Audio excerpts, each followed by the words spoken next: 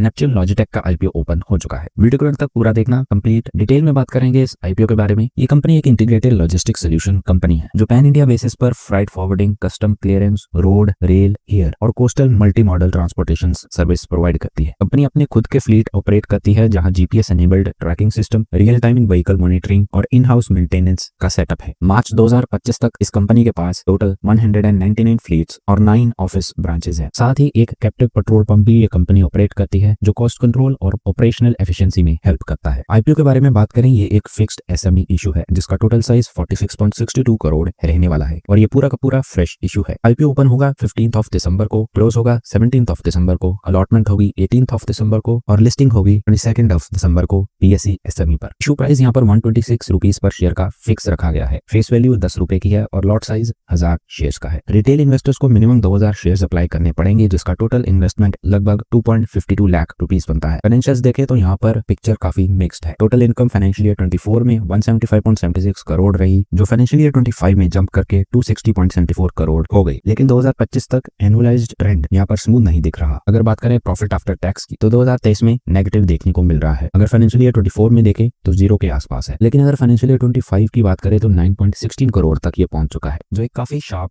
Jump है और company के सस्टेनेबिलिटी पर सवाल खड़े करता है। अगर ईबीआईडीटीए पर नजर मारे तो वहां भी इनकंसिस्टेंसी देखने को मिल रही है जिसके साथ मार्जिन्स भी यहाँ पर सिंगल डिजिट जोन में ही है और साथ ही बैलेंस शीट पर लेवरेज भी नोटिसेबल है। फाइनेंशियल ईयर 25 में टोटल बोरोइंग्स 58 करोड़ के आसपास है और डेट टू इक्विटी लगभग 2.9 की है जो रिस्क को और भी एम्पलीफाई करता है स्पेशली लॉजिस्टिक्स सेक्टर के लिए। वैल्यूएशन एंगल से देखो तो प्री आईपीओ ईपीएस 9.16 और पोस्ट आईपीओ ईपीएस 7.04 बनता है। इशू प्राइस पर प्री आईपीओ पीई अराउंड 13.8 का है और पोस्ट आईपीओ लगभग 18x निकलता है। एसएमई लॉजिस्टिक्स स्पेस के हिसाब से ये वैल्यूएशन काफी अग्रेसिव है एंड स्पेशली जब डेट काफी हाई हो और अर्निंग विजिबिलिटी कंसिस्टेंट ना हो। अब समझते हैं कंपनी आईपीओ से रेस किया गया पैसा कैसे यूज करेगी। 33.94 करोड़ ट्रक्स और एंसिलरी इक्विपमेंट परचेज करने के लिए, 2 करोड़ यहाँ पर कंपनी यूज करेगी लोन रीपेमेंट के लिए और ऑलमोस्ट 6 करोड़ कंपनी यूज करेगी जनरल कॉर्पोरेट पर्पसेस के लिए। यानी पैसा बिजनेस में ही जा रहा है लेकिन कैपिटल इंटेंसिटी का रिस्क भी यहाँ पर है। ओवरऑल देखें तो नेपच्यून लॉजिटेक एक एसेट ड्रिवन लॉजिस्टिक्स कंपनी है जिसमें इंफ्रास्ट्रक्चर और स्केल विजिबल है लेकिन फाइनेंशियल कंसिस्टेंसी और हाई लेवरेज यहाँ पर कंसर्न रेज करता है। जिसके साथ रीसेंट प्रॉफिट जंप इंप्रेसिव तो लगते हैं लेकिन सडन प्रॉफिट जंप्स को सस्टेन करना इजी नहीं होता, स्पेशली अगर